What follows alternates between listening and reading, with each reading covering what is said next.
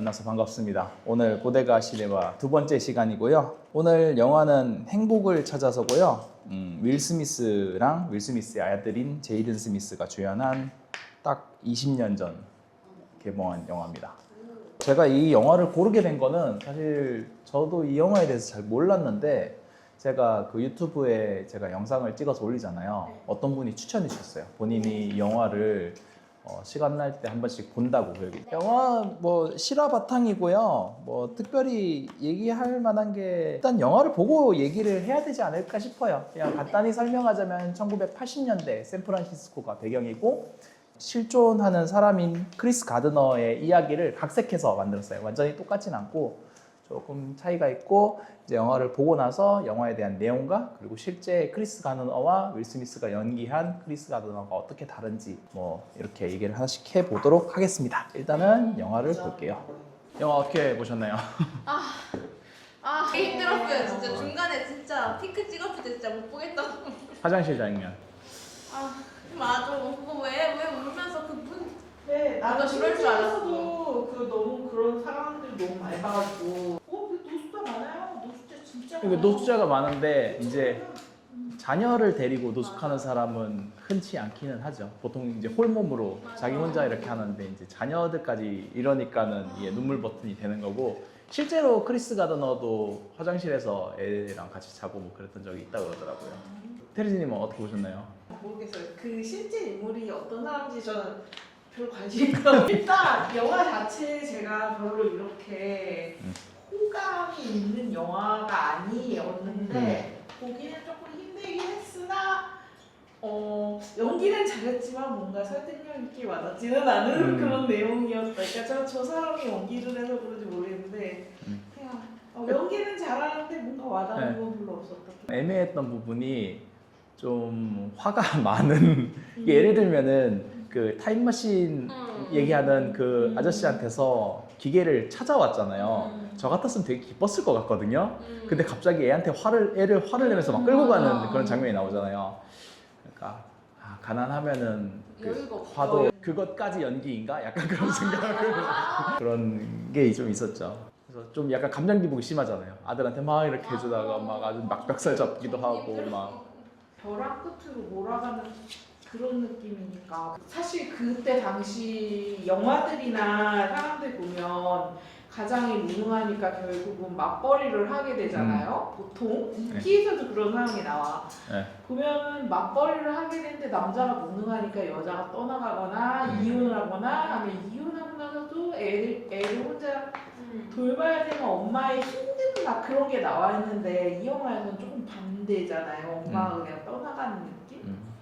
인상 깊었던 장면은 또 있을까요? 그냥 그놈의 기계 좀 버리고 애랑 행복하게 그냥 살면 안 되나. 근데 살아가기 위해서는 그 기계를 계속해서 팔아야 되니까 뭐, 어쩔 수 없는 거. 그렇다고 딱히 직업이 있는 것도 아니고 근데 결정적인 순간마다 뭔가 시간 늦은 것도 그렇고 약간의 그거가 다 걸리잖아요. 저 기계 때문에. 약간 먹피의 법칙 같죠.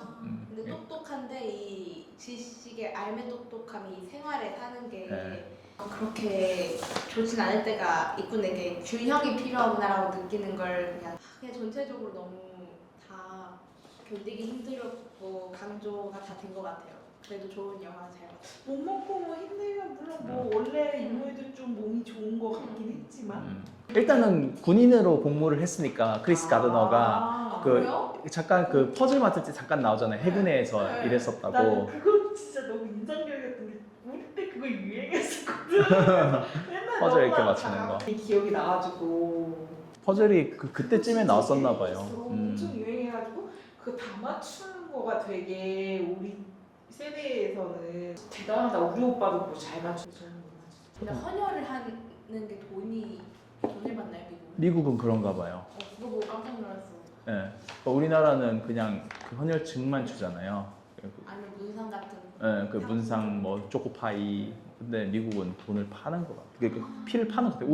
우리나라도 아마 옛날에는 그랬을걸요? 맞아. 근데 그게 최후의 수단처럼 나오니까. 그쵸. 보면 항상 영화 보면은 약간 여자들 머리를 자르고 파는 그런 면도 그런 느낌으로. 영화에서 이제 주인공이 행복은 추구하는 거지 가질 수 없는 건 아닐까? 이런 식으로 얘기를 하죠. 행복 추구권에 대해서 토마스 제퍼슨이 이제 얘기한 그걸 가지고 얘기를 하는데 그 본인이 생각하는 행복의 기준이 있는지 그리고 요즘 나를 행복하게 하는 것들이 또 뭐가 있는지 한번 이야기를 나눠봤으면 좋겠어요. 근데 저는 마지막에 그 정직원이 돼서 웃는데 이제 그 사람들 사이에서 막 하와눈은 못 찌르고 막 이렇게 몸통 네. 찌르고 하면서 하잖아요. 그 어른의 행복은 조용하다라는 책을 보진 않았는데 그 제목처럼 싹 지나가면서 조용하지만 그냥 내 삶에 만족하게 해주는 게 행복이지 않을까. 뭔가 내가 너무 살기 싫어 너무 힘들다라는 생각이 조금 안 나는 상태가 행복이지 않을까 싶은데 요새는 저 소설의 집 위치를 하면서 매주 힐링을 받고 있어가지고 참여해 주시는 것도 너무 감사하고 어제도 정말 재밌는 시간을 보냈답니다. 진짜 다들 명필가예요. 와 그냥 그렇게 좀 좋은 사람들과 이렇게 소소한 시간을 같이 즐겁게 웃으면서 할 수 있는 거 요새는 그게 행복인 것 같아요. 그쵸. 일단 사람이랑 같이 보내는 것도 그렇고 저도 소설의 집 2번 지금까지 참여했잖아요. 갈 때마다 되게 좋았어요. 아주 다들 좋은 뒤풀이도 재밌고.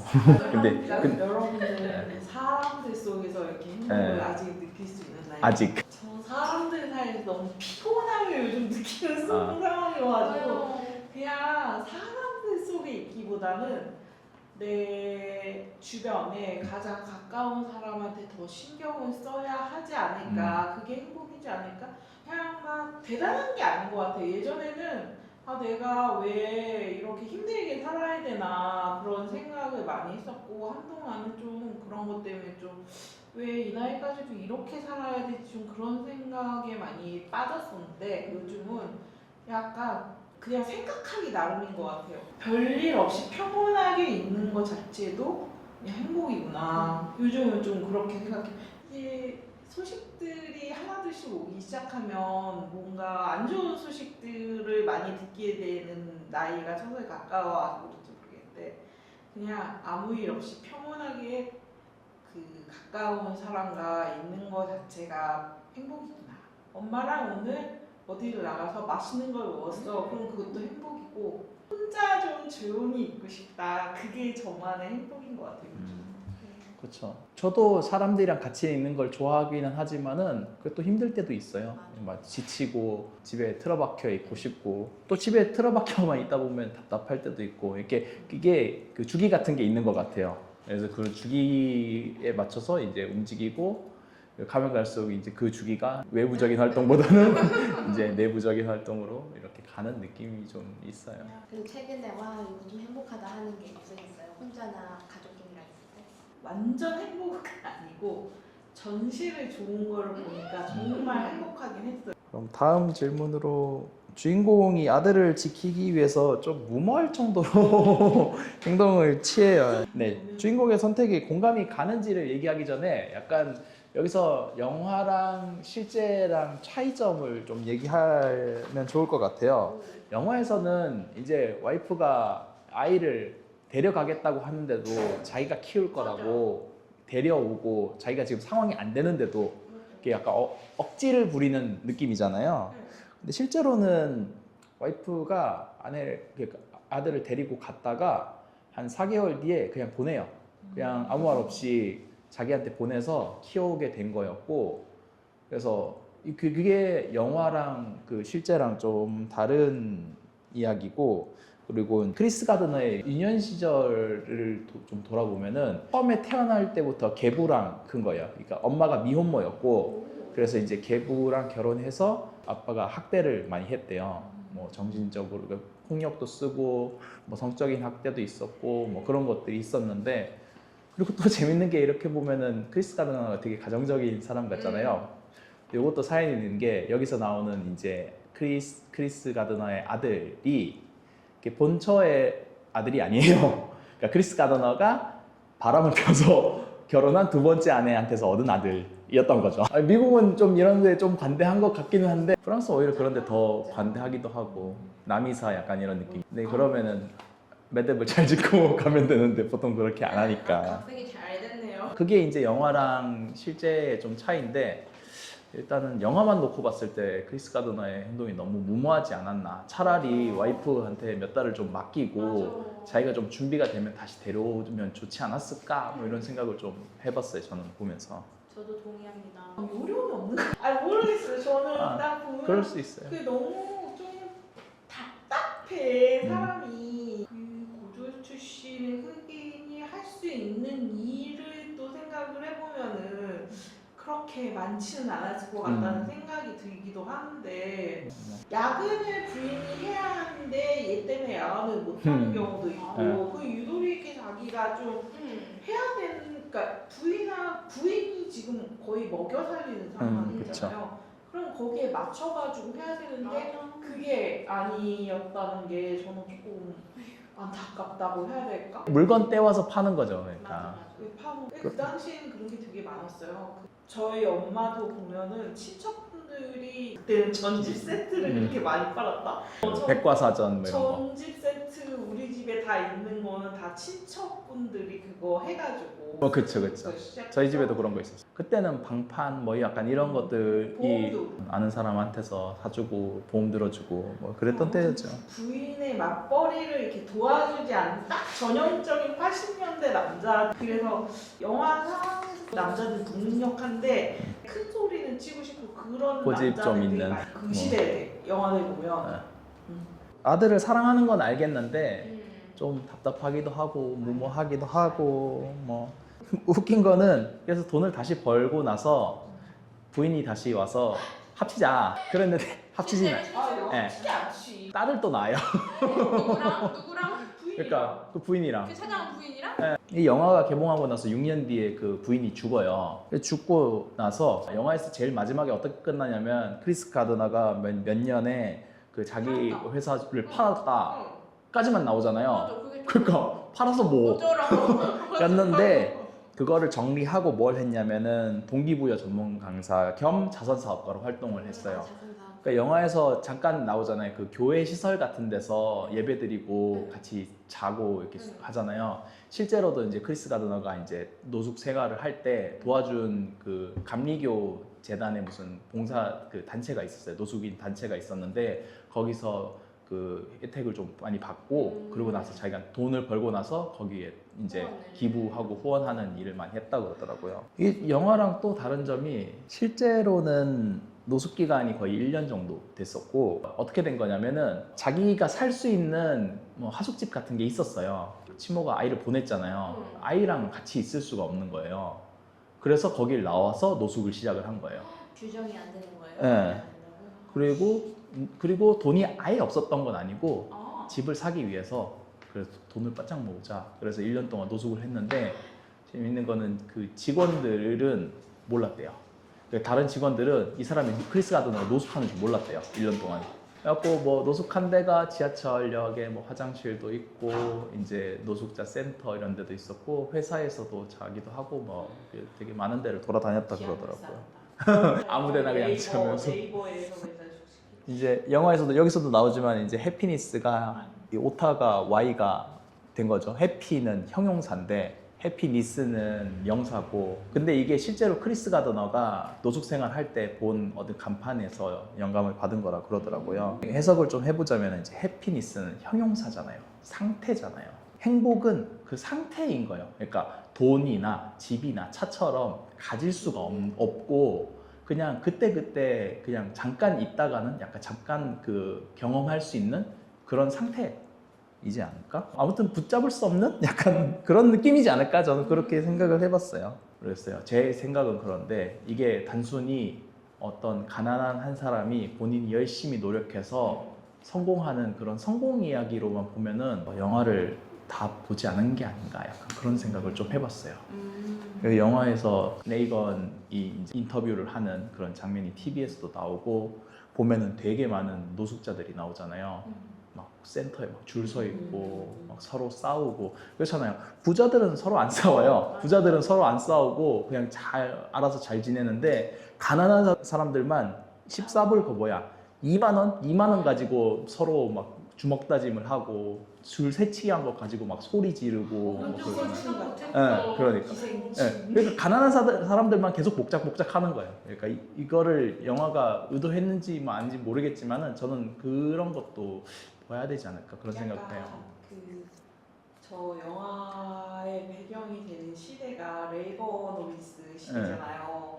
그 시대에 신자유주의가 굉장히 팽배했던 시대란 네. 말이에요. 우리나라의 그 90년대처럼 빈부의 격차가 굉장히 커지면서 그런 대비를 보여준 거 아닌가 조금 그런 생각. 너무 자기계발서 같았어요. 그리고 자꾸 막 나라에서 돈 뜯어가잖아요. 벌금, 체납, 세금, 통장에 있는 돈 다 끌고 가고. 없는 사람인데도 계속 끌고 가요. 네. 그러니까 자선단체들이나 이런 데 의지할 수밖에 없는 거예요. 인턴을 20명을 뽑는데 20명 중에 1명이 뽑히는 거예요. 그럼 남은 19명은? 작품이 그런 것 같아요. 특히 사진이나 영화 같은 경우는 영화가 보여주는 것도 봐야 되지만 의도적으로 보여주지 않는 것도 좀 생각을 해봐야 될 문제인 것 같거든요. 여기서는 이제 제대로 나오지 않지만 그 19명 중에 크리스터 가드너 같은 사람이 없으리란 보장이 없잖아요. 그 사람은 다른 데 취직도 못한대요. 인턴으로 또 들어가지도 못한대요. 그러면은 그 사람들은 그 노숙센터 앞에 그렇게 많은 사람들이 줄이 서 있었는데 그 사람들은 계속 매일 줄 서 있는 거예요. 못 들어가면은 또 크리스 가드너처럼 어디 화장실 같은 데서 자고 그러겠죠. 근데 참 그래. 미국은 그런 경우가 되게 많아요. 무급 인턴에 대한 내용이 되게 많아요. 그 위노나 라이더랑 에다 놓고 나오는 척추 스케치에서도 방송국 PD 하는데 무급 인턴이고 그 88만 원 세대에 대해서 얘기하는 그런 거가 있는데 뉴욕에서 방값을 내기가 너무 힘드니까 여자 친구들 한 4명 정도가 모여서 사는 얘긴데 무급인. 우리나라는 그래도 돈은 주는데 우리나라는 이제 비정규직을 다룬 영화들이 많잖아요. 예를 들면 다음 소이라든지 거기는 이제 고등학교 이제 갓 졸업한 애들 데려다가 무슨 콜센터 이렇게 부려먹고 돈을 위해서 다 가져가고 그런 것들이 비슷한 것 같아요. 저는 그 장면이 인상 깊었는데 회장이라는 사람이었나?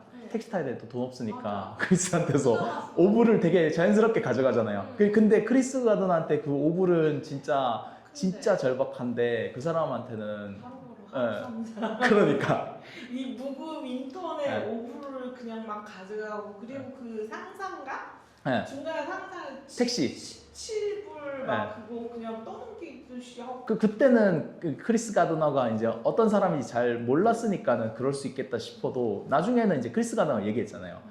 체불 때문에 감옥 갔다 왔다고 체포됐었다고 막 그러면 아 이 사람 돈 진짜 없구나 라고 생각을 할 수 있을 텐데 뭐 엄청 자연스럽게 오불을 무슨 맡겨놓은 사람처럼 물론 돌려주지만은 그러니까 돈 많은 사람들한테는 이제 아무것도 아닌 일인 거죠. 그러니까 남의 불행이든 남이 어떻게 살든 그런 거에 관심도 별로 없고 그런 것들도 영화에서 그런 식으로 보여주지 않나?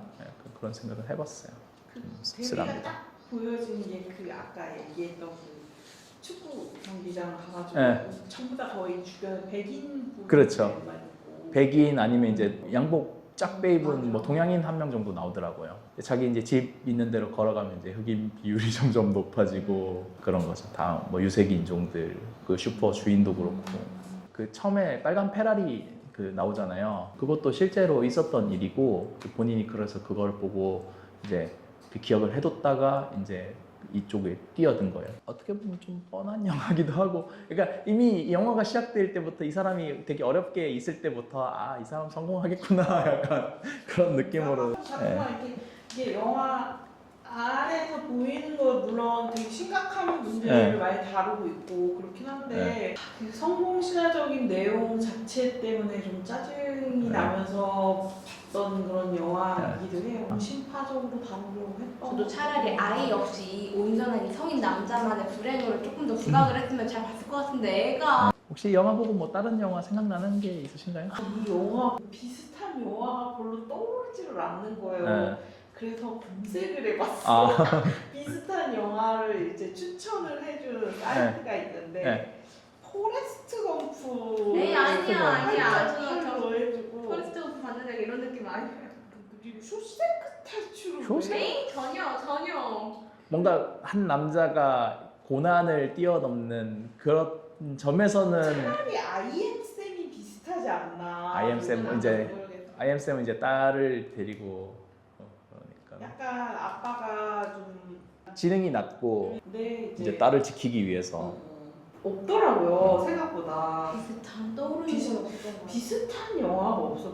패밀리맨이 비슷한 거 하나 생각을 해봤다가도 딱 떠오르는 영화는 없는 것 같기는 해요. 아니면 그거랑 조금 비슷한가? 조이라는 영화가 있어요. 조이. 네. 밝은 영화일 것 같은데. 아니야. 그 여자도 약간 어려운 상태에 있던 여자인데 그것도 성공 신화 얘기예요. 청소 뭐 청소도구. 예. 그거 하는 좀 어려운 상태에서 그거로 해가지고 성공하는 여자의 이야기인데 약간 비슷하지 않을까?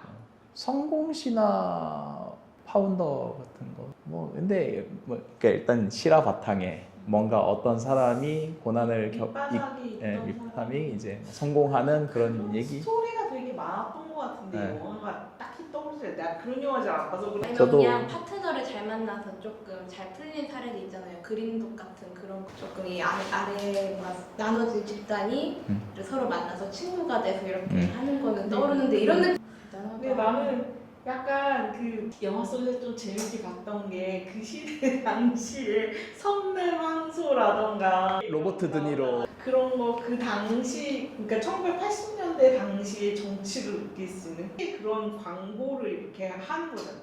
그런 데서 광고를 하고 다녔구나. 좀 그런 거 재밌었던 것 같아요. 전 스마트폰이 없고 공중전화 하니까 얼마나 답답할까 이 그러니까. 생각도 저 그거는 지금 컴퓨터 못 봤어. 컴퓨터 완전 그러니까 능력주의 뭐 이런 얘기를 하는데 무능해서 그런 거 이런 그쵸. 식으로 계속 몰고 가서. 근데 이 능력이란 게 우리가 측정할 수 있는 그런 게 없잖아요. 사실은 뭐 누가 유능한지 무능한지 이거를 정량적으로 측정을 할 수가 없는데 그거를 위해서는 너는 잘리고 너는 계속 다니네. 너가 무능해서 그런 거야. 대학 시절 우리 세대한테 맨날 기성세대를 했던 말 있어. 너네가 눈을 낮추지 않아서 그런 거다. 무능하다. 근데 지금도 계속해서 또 그런 말이 나오고 있는 거 보면 지금도 뭐 어느 때나 근데 그런 것 같아요. 일하고 뭔가 자리를 잡고 뛰어난 능력을 보이고 이런 사람들에 대한 존경이라든지 그런 걸 표하는 거는 뭐 크게 문제가 되지 않는데 그렇지 못한 사람들이 그냥 단순히 그 사람들이 게을러서 아니면 능력이 없어서 무능해서 이렇게 된 거는 또 아닌데 그거를 그냥 그런 식으로 치부해버리는 그런 사회 문제들이 좀 문제가 있는 것 같아요. 요즘 같은 쉬었음 청년 같은 그런 단어도 있잖아요. 쉬었음 청년이 그냥 직장을 다니지 않는 20대, 뭐 30대 초반 뭐 그런 이제 사람들을 얘기를 하는 거지만 그 사람들이 왜 쉬었음 청년이 됐는지에 대해서는 별로 관심이 없는 거죠. 그 사람이 진짜 몸이 아파서 쉴 수도 있고 아니면 진짜 막 이력서를 막 300개, 400개씩 썼는데 아무도 안 뽑아줘서 그렇게 됐을 수도 있고 아니면 진짜 일하기 싫어가지고 이력서 자체도 안 넣고 그냥 쉬는 사람도 있겠죠. 물론 그런 사람들은 그럴 수 있는데 이것도 안 뽑아주잖아. 그러니까.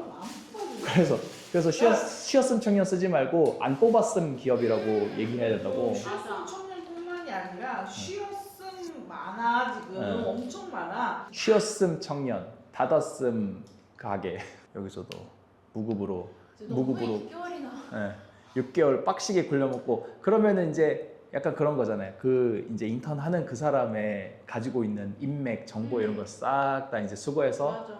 그러면은 그럼 그 사람 안 뽑아도 이미 회사는 이득이에요. 그 사람이 사실 6개월 동안 아무 일 안 하더라도 사실은 이득이 회사는. 다음 영화는 뭘로 하실 겁니까? 좀 고민이에요. 그래서 나는 추천 몇 개.